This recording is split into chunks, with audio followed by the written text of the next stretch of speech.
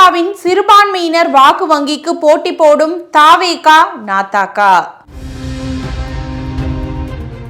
பாஜகவுடன் அதிமுக கூட்டணி வைத்துள்ளதால் சிறுபான்மையினர் வாக்கு வங்கி முழுமையாக தனக்கே கிடைக்கும் என்ற நம்பிக்கையில் உள்ளது திமுக. அதே நேரத்தில் சிறுபான்மையினர் வாக்கு வங்கியை குறிவைத்து தாவேகாவும் நாம் தமிழர் கட்சியும் தீவிரமாக காய் நகர்த்த ஆரம்பித்துள்ளனர். தமிழகத்தில் கிறிஸ்தவர்கள் இஸ்லாமியர்களின் வாக்குகள் சுமார் 12% உள்ளது. தமிழகம் முழுவதும் அனைத்து தொகுதிகளிலும் பரவலாக சிறுபான்மையினர் வாக்குகள் உள்ளது. அதிலும் குறிப்பாக சுமார் 50 தொகுதிகளில் வெற்றி தோல்வியை தீர்மானிக்கும் அளவுக்கு சிறுபான்மையினர் வாக்குகள் அடர்த்தியாகவே இருக்கிறது. காலங்காலமாக சிறுபான்மையினரின் வாக்கு வங்கி திமுக மற்றும் காங்கிரஸ் கட்சிக்கு அதிகம் இருந்தது. இதன் காரணமாகவே இரு கட்சிகளும் கூட்டணி அமைக்கும் போதெல்லாம் அது தேர்தலில் வெற்றியாக மாறியது. ஆனாலும் எம்ஜிஆர் அதிமுகவை தொடங்கியதுடன் அவர் சிறுபான்மையின வாக்குகளை கணிசமாக தன் பக்கம் இழுத்தார். அதன் பின்னர் ஜெயலலிதாவும் சிறுபான்மையினருக்கு பல நலத்திட்டங்களை செயல்படுத்தி அந்த வாக்கு வங்கியை தக்க வைத்துக் கொண்டார். முக்கியமாக பாஜகவோடு எப்போதும் கூட்டணி இல்லை, மோடியா இல்லை லேடியா என கேட்டுக்கொண்டு திமுகவுக்கு நெருக்கடி கொடுத்தார் ஜெயலலிதா. இதனால் சிறுபான்மையினரின் ஆதரவுடன் அதிமுக அமோக வெற்றி பெற்றது. ஜெயலலிதாவின் மறைவுக்கு பின்னர் எடப்பாடி பழனிசாமியோ பாஜகவோடு கூட்டு சேர்ந்தார். மேலும் மத்திய பாஜக அரசு கொண்டு வந்த சிறுபான்மையினருக்கு எதிரான சட்டங்களையும் அக்கட்சி எதிர்க்கவில்லை. அதே சமயத்தில் சிஏஏ, முத்தலாக், வக்பு திருத்த சட்டம், SIR என சிறுபான்மையினருக்கு எதிரானதாக சொல்லப்படும் சட்டங்களை திமுக கடுமையாக எதிர்த்தது. இதன் விளைவாக அதிமுக பக்கம் இருந்த சிறுபான்மையினர் வாக்கு வங்கி படிப்படியாக கரைந்தது. இந்த சூழலில்தான் சிறுபான்மையின வாக்குகளின் ஆதரவுடன் 2019 முதல் தொடர்ந்து திமுக வென்று வருகிறது. சிறுபான்மையின வாக்குகள் முழுமையாக எங்களுக்கே என திமுகவின் நம்பிக்கையை குலைக்கும் வகையில் தாவேகா மற்றும் நாம் தமிழர் கட்சிகள் சட்டப்பேரவை தேர்தலுக்காக வியூகங்களை வகுக்க ஆரம்பித்துவிட்டன.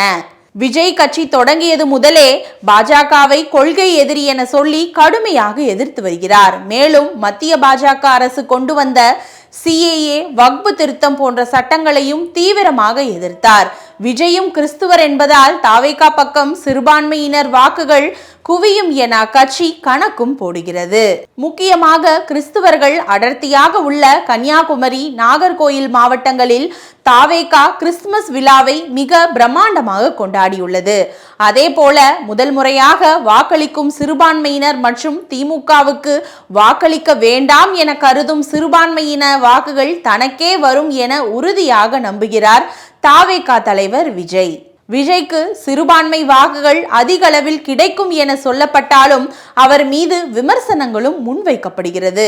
பாஜகவை கொள்கை எதிரி என சொல்லும் விஜய் அக்கட்சியை மேலோட்டமாக மிக குறைவாகவே விமர்சிக்கிறார் என ஒரு தரப்பு கடுமையாக குற்றம் சாட்டி வருகிறது.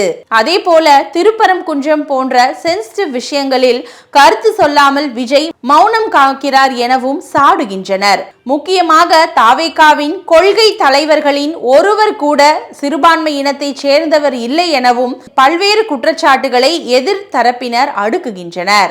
மேற்குறிப்பிட்ட கட்சிகளில் இருந்து நாம் தமிழரின் சிறுபான்மையினர் குறித்த பார்வை தனித்துவமானது என்றே சொல்லலாம். ஏனென்றால் அவர் இஸ்லாமியர், கிறிஸ்துவர்கள் சிறுபான்மையினர் இல்லை, அவர்கள் இனத்தால் பெரும்பான்மை தமிழர்கள் என்கிறார். அதே போல சிஏஏ, வக்பு போன்ற சட்டங்களை எதிர்த்து தீவிரமான போராட்டங்களையும் நாம் தமிழர் கட்சி நடத்தியது. இதன் காரணமாக கடந்த தேர்தல்களில் கணிசமாக சிறுபான்மையினர் வாக்குகள் நாம் தமிழருக்கு சென்றது. அது மட்டுமில்லாமல் இஸ்லாமியர், கிறிஸ்துவர்களுக்கு தேர்தலில் போட்டியிட அதிக அளவில் வாய்ப்பும் வழங்குகிறார் சீமான். குறிப்பாக பல இஸ்லாமிய, கிறிஸ்துவ பெண்களை சட்டப்பேரவை தேர்தலுக்கு வேட்பாளராக்கியுள்ளார். இதே போல இப்போது கட்சியின் 2ஆம் கட்ட தலைவர்களாக இஸ்லாமிய பெண்கள் உட்பட பலரையும் அதிக அளவில் கிறிஸ்துவர்களையும் நியமித்துள்ளார். ஒரு பக்கம் முப்பாட்டன் முருகன் என்று சொல்லி விழா எடுக்கும் சீமான், மறுபக்கம் இஸ்லாமியர்கள், கிறிஸ்துவர்கள் மொழியால் பெரும்பான்மையினர் என சொல்லி தனி ரூட்டில் பயணிக்கிறார். சிறுபான்மையினர் வாக்குகளை மொத்தமாக அள்ளலாம் என கணக்கு போட்டிருந்த திமுகவுக்கு இப்போது போட்டியாக விஜய் வந்து நிற்கிறார். போதாக்குறைக்கு சீமானும் அந்த வாக்குகளை கவர்ந்திழுக்கிறார். எனவே இனிவரும் நாட்களில் சிறுபான்மையினரை கவர இன்னும் பல திட்டங்களை திமுக அறிவிக்கலாம். சட்டப்பேரவை தேர்தலில் சிறுபான்மையினரின் நம்பிக்கையை பெறப்போவது யார் என பொறுத்திருந்து பார்ப்போம்.